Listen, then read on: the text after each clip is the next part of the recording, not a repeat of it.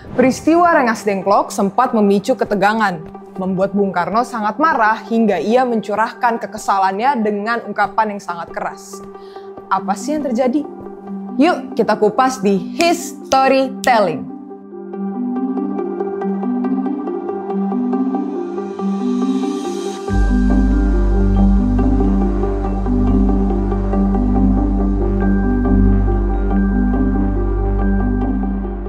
Sahabat Mubi, bisa dibilang ini salah satu detik-detik termenegangkan sebelum kemerdekaan Republik Indonesia. Saat Jepang menyerah sama sekutu, sebuah kekosongan kekuasaan tercipta.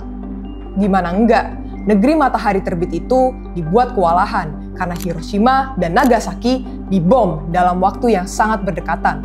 Berita kekalahan Jepang didengar oleh tokoh pada masa itu, yaitu Sultan Syahrir.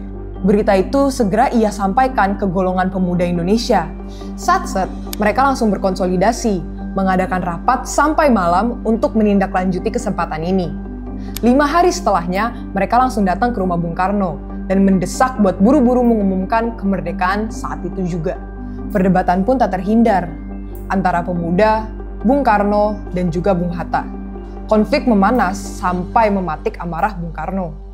Dalam marahnya ia berkata, "Ini batang leherku, seret aku ke pojok dan leherku.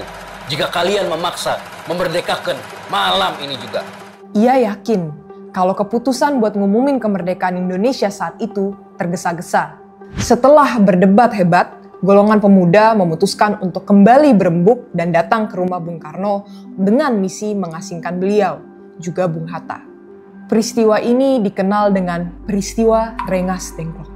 Dipimpin oleh Adam Malik, Khairul Saleh, Sukarni, dan Wikana, tujuan golongan pemuda buat mengasingkan Bung Karno dan Bung Hatta yaitu demi menghindari intervensi Jepang dan stigma kemerdekaan ini disponsori oleh Jepang.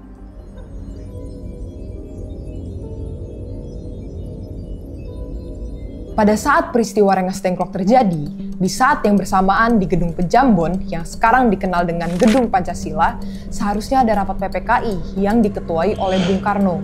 Namun, rapat itu batal karena ia dan Bung Hatta tidak ada di lokasi. Ahmad Subarjo, anggota PPKI yang kemudian menjadi Menlu pertama RI, mencari informasi terkait tidak hadirnya Bung Karno dan Bung Hatta di rapat itu. Begitu Ahmad Subarjo tahu kalau Bung Karno dan Bung Hatta itu diasingkan ke Rengas Dengklok, ia langsung nyusul buat negosiasi ke golongan pemuda. Di sana terjadi lagi tuh perdebatan yang panas antara golongan muda dan tua, yang dimana golongan muda tetap menuntut agar proklamasi dilakukan secepat mungkin. Untungnya, perjuangan ini berakhir dengan manis. Ahmad Subarjo berhasil meyakinkan golongan pemuda kalau proklamasi bakal diumumkan 17 Agustus 1945. Walaupun dengan catatan kalau sampai enggak, nyawa dia jadi taruhannya. Sukses bernegosiasi dengan golongan pemuda yang dipimpin oleh Adam Malik dan Khairul Saleh, ia berhasil menjemput Bung Karno dan Bung Hatta kembali ke Jakarta. Karena sudah malam, setelah mampir ke rumah masing-masing, Ahmad Subarjo mencari tempat untuk membahas proklamasi.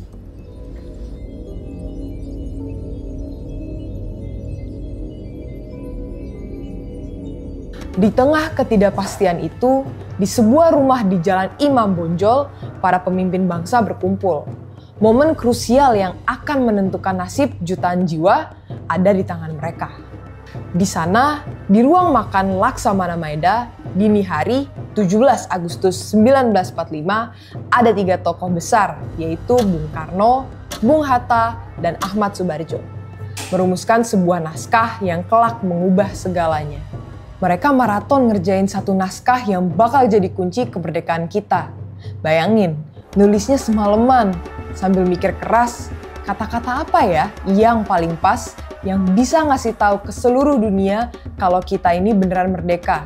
Akhirnya, lahirlah naskah singkat yang penuh makna itu.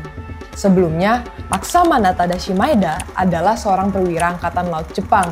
Kok bisa naskah kemerdekaan kita yang jadi simbol perlawanan terhadap penjajah malah dirumuskan di markas salah satu dari mereka?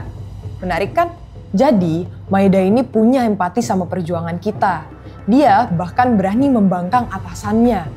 Makanya pada tanggal 16 Agustus 1945 malam, Bung Karno, Bung Hatta, dan tokoh-tokoh lainnya diam-diam berkumpul di rumahnya. Suasana tegang. Kalau ketahuan sama tentara Jepang yang lain, habislah kita. Akhirnya, para pemuda, anggota PPKI, Bung Karno, Bung Hatta, dan yang lainnya berjumlah sekitar 50 orang membahas dan menyusun naskah proklamasi di Rumah Maeda. Kalimat pertama ditulis oleh Bung Karno, sedangkan kalimat kedua adalah usulan dari Bung Hatta. Adanya beberapa coretan sebagai tanda pertukaran pendapat dalam merumuskannya. Kemudian, naskah tersebut dirapikan dan diketik oleh Sayuti Melik dengan ditemani oleh BM Diah. Nah, menariknya, naskah versi tulisan tangan Bung Karno sempat dibuang ke tempat sampah sama Sayuti Melik karena udah ada versi ketikannya. Untungnya diambil lagi sama BM Diah dan sekarang jadi bukti sejarah yang disimpan di Arsip Nasional. Selain itu, kalau dilihat dengan detail, naskah proklamasi juga dapat kalian temukan pada rupiah pecahan 100.000 tahun emisi 2004 dan 2014. Koleksinya bisa dilihat langsung di ruang numismatik MUBI. Setelah begadang semalaman merumuskan naskah proklamasi, mereka pun sahur bersama. Sambil makan, mereka sepakat untuk berkumpul lagi di pagi hari di rumah Bung Karno. Tapi, namanya juga kelelahan, beberapa tokoh tidak hadir. Salah satunya adalah Ahmad Subarjo. Jadi teman-teman, di balik peristiwa besar 17 Agustus 1945, ada sebuah rahasia kecil yang penuh makna. Ada sebuah rumah yang jadi saksi bisu keberanian, persatuan, dan diplomasi cerdas para pendiri bangsa. Cerita ini ngajarin kita kalau perjuangan itu nggak selalu di medan perang, tapi juga di meja makan, di balik pintu-pintu tertutup, dengan kecerdasan dan tekad yang kuat. Keren kan?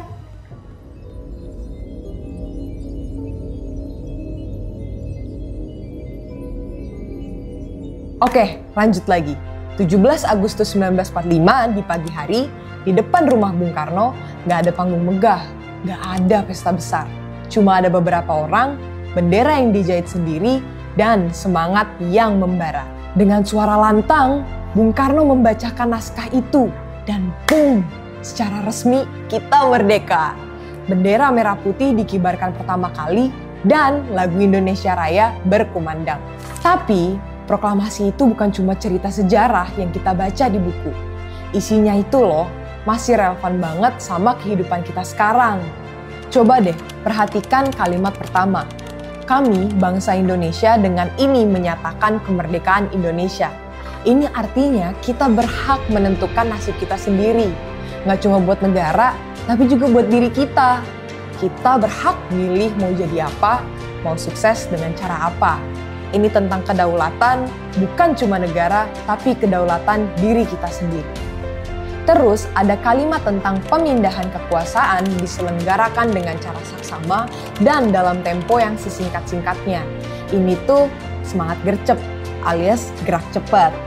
Kayak kita kalau mau bikin proyek, kalau mau berwirausaha, atau kalau mau bikin startup, semuanya harus dipikirin matang-matang atau saksama, tapi juga harus dijalankan dengan cepat atau sesingkat-singkatnya, biar gak ketinggalan zaman. Dan yang paling keren, atas nama bangsa Indonesia. Ini adalah pengingat kalau kita itu satu. Walaupun kita beda suku, beda agama, beda pilihan, kita tetap satu keluarga besar. Kayak tim sepak bola, biar menang, semua pemain harus kerjasama. Ini tentang persatuan, gotong royong, dan solidaritas. Jadi, merdeka itu bukan cuma soal bebas dari penjajah, tapi juga soal bebas berkreasi, berkarya, dan bebas bersuara.